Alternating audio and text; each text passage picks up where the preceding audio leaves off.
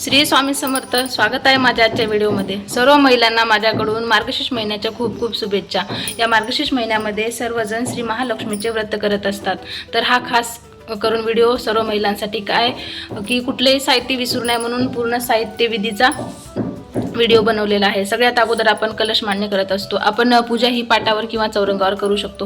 सगळ्यात अगोदर कलश मांडणी, त्यासाठी आपण एक तांब्या घ्यायचा, पण तो पूर्ण भरलेला असावा आणि त्यामध्ये टाकण्यासाठी आपल्याकडं 1 रुपयाचे नाणे किंवा 2 रुपयाचे नाणे असावेत व त्यानंतर एक अशी सुपारी असावी.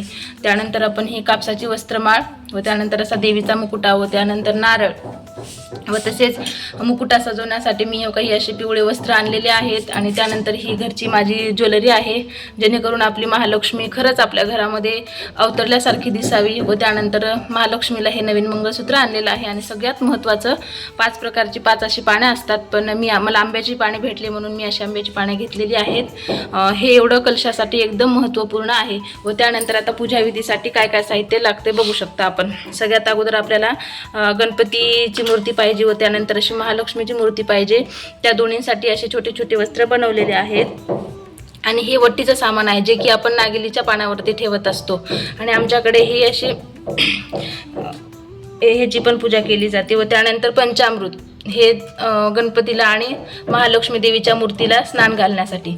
आणि हे आहे साखर आणि दूध. म्हणजे कसं आपल्याकडे सकाळी सकाळी स्वयंपाक केलेला नसतो, मग आपण आरती झाल्याच्या नंतर काहीतरी देवीला ठेवावं म्हणून दूध आणि साखर नक्की ठेवा. व त्यानंतर असं हे पंचपाळ व तसेच पूजा झाल्याच्या नंतर गणपतीला ना गूळ आणि नैवेद्याचा प्रसाद दाखवायचा. व त्यानंतर आरती करण्यासाठी आपल्याला कापूर, उदबत्ती, धूप अशा प्रकारे लावून घ्यायचं. व तसेच आपल्याला लागणार आहे थोड्याशा अक्षता घ्यायचं, पण कोऱ्या अक्षता घ्यायचं नाही, त्यामध्ये थोडंसं कुंकू मिक्स करायचे आणि असे सुंदर असे छान छान फुलं घ्यायची. व त्यानंतर हे बघा, हे आहे तुळशीचे पत्र. हे आपल्याला नैवेद्य दाखवण्यासाठी कामी येणार आहे.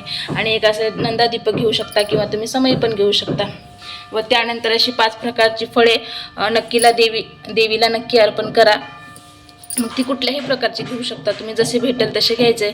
सगळ्यात महत्त्वाचं चौरंगावर किंवा पाटावर अंतरण्यासाठी लाल कपडा घ्यायचा. व अशी एक महालक्ष्मी देवीची मूर्ती आपल्याला सहज मिळून जाते. हे आहेत नागिलीचे पानं. आणि हे आहे सगळ्यात महत्त्वाचं म्हणजे देवीला भरण्यासाठी ओटी, जी की आपण भरायची. आणि हे महालक्ष्मीचं व्रतकथेचं पुस्तक. ही अशी आहे संपूर्ण पूजाविधीचं सामान. व्हिडिओ जर माहितीपूर्ण वाटला असेल तर व्हिडिओला लाईक करा, शेअर करा, कमेंट करायला विसरू नका. श्री स्वामी समर्थ. ओम महालक्ष्मी नमः.